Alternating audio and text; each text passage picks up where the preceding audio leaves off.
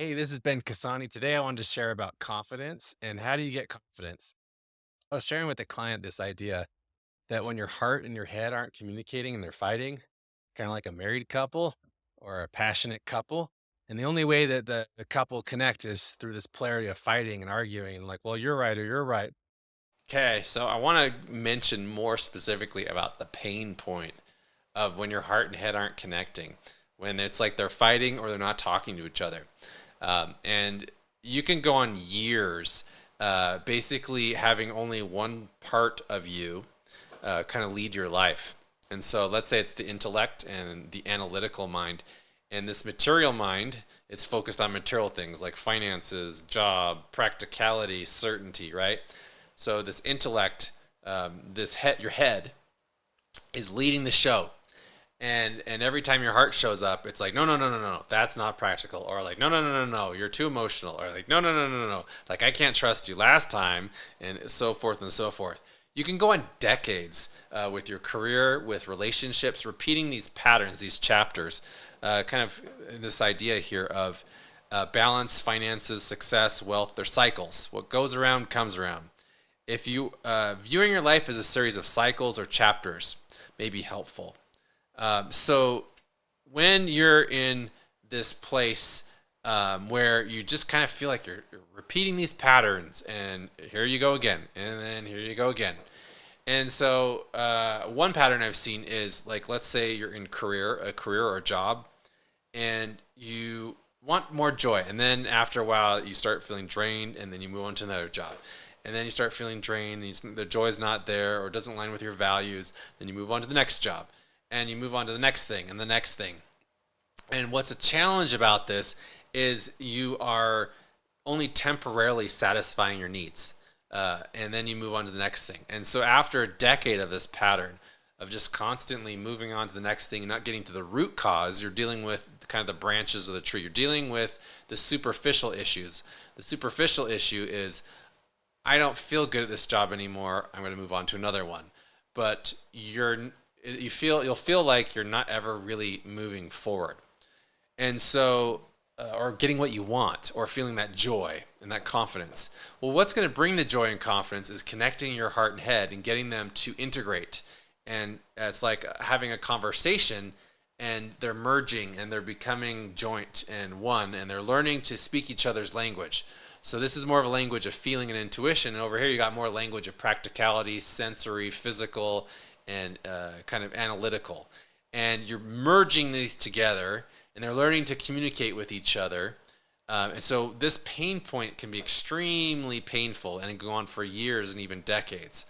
I've seen it in my own life, and as I've started to develop the language of intuition, or rather, the language of integrating the four parts, it brings more joy, brings more energy. And so I'm going to talk some more here in the below about more about how helpful it is for the intellect to be able to relax a little bit and to let your heart lead, and then your intellect goes out and figures out how and what and it does it.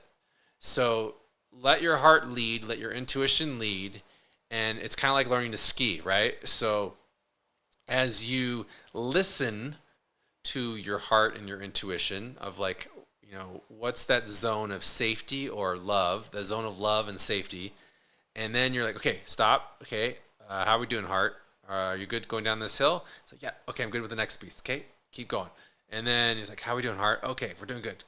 And you start developing this dialogue in yourself. And as these parts integrate, it'll really, really help you resolve this pain with repeating relationships, repeating bad career moves, repeating frustration, repeating these situations where you get drained, feel frustrated or angry.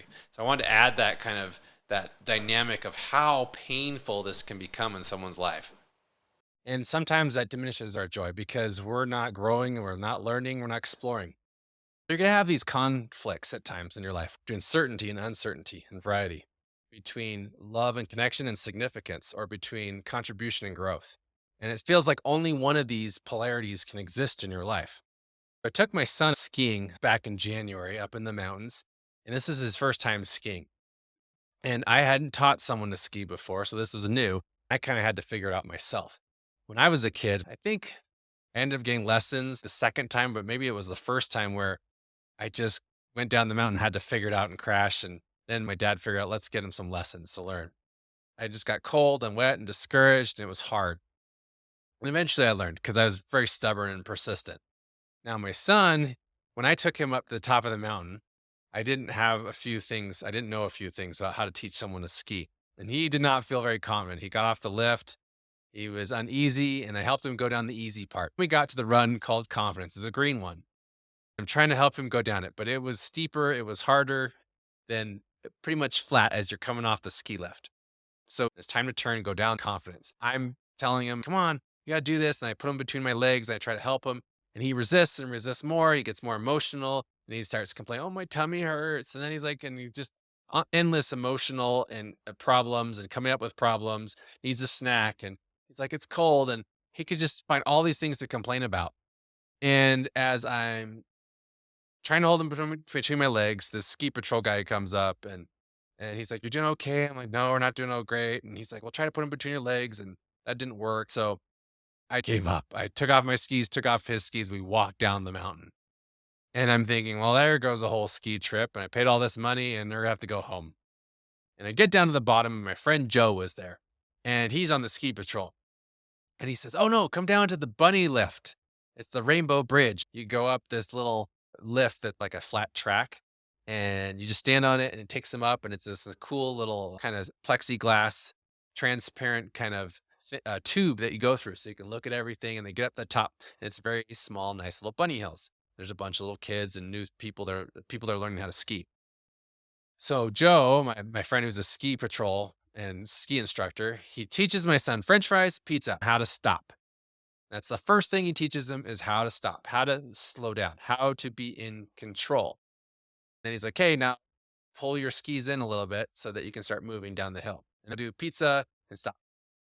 As my son starts to feel in control of how fast he's learning and his risk taking, this is really important. He's in control. My son feels in control. He's not listening to some expert that knows like way awesome stuff how to ski. And he's not listening to the Black Diamond guy that has a YouTube channel. No, my son feels in control. My son is being his own guide.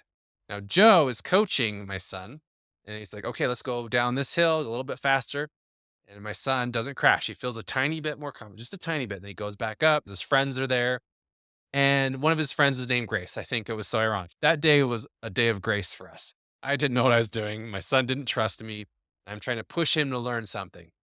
My friend Joe helps him to have fun, relax, and he keeps it simple. And then he backs off and he lets him kind of figure it out. Then he teaches him a little bit and gives him a little coaching. Then he backs off, lets him figure it out.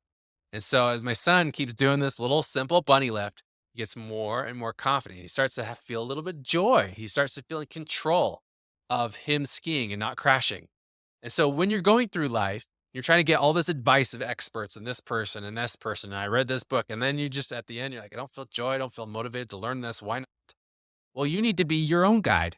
All you really need is someone just to coach you along, give you some encouragement, a friend or a trusted person, and then back off. And you need to go at the speed that you're comfortable with.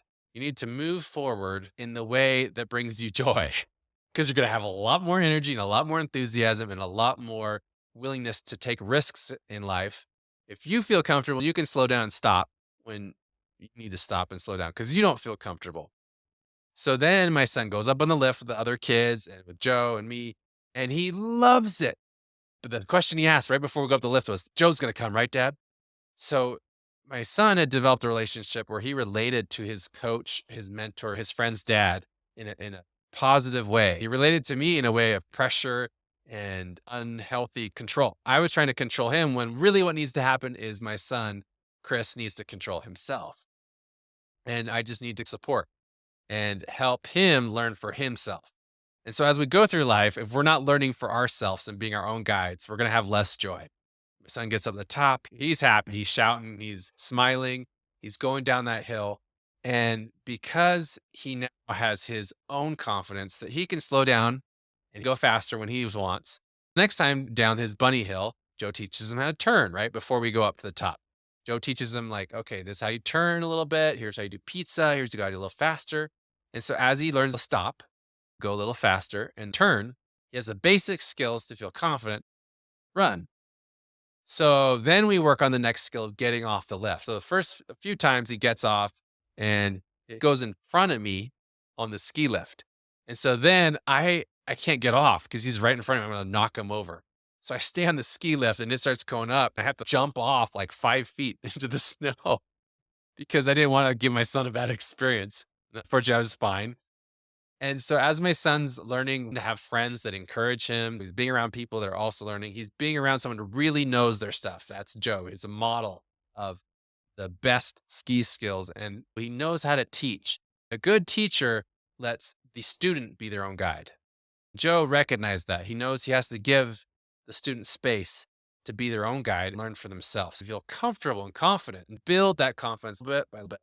The more my son built confidence, the more he was excited, passionate, and had joy in learning to ski. So my lesson I walked away from was you got to have a good teacher that knows how to step back. Have some friends around you that encourage you and excite you. They're also learning and also doing it. And you need to be your own guide and learn how to stop and have control. Be in control of your learning and listen to yourself. If there's a part of you that's tensing up, well, maybe there's a message there of, hey, I don't feel comfortable going down this kind of turn because this looks scary. Okay, well, stop for a sec. What do you feel confident doing? Or what risk do you feel confident in trying? As my son learned how to crash and fall in the snow, that didn't hurt that bad.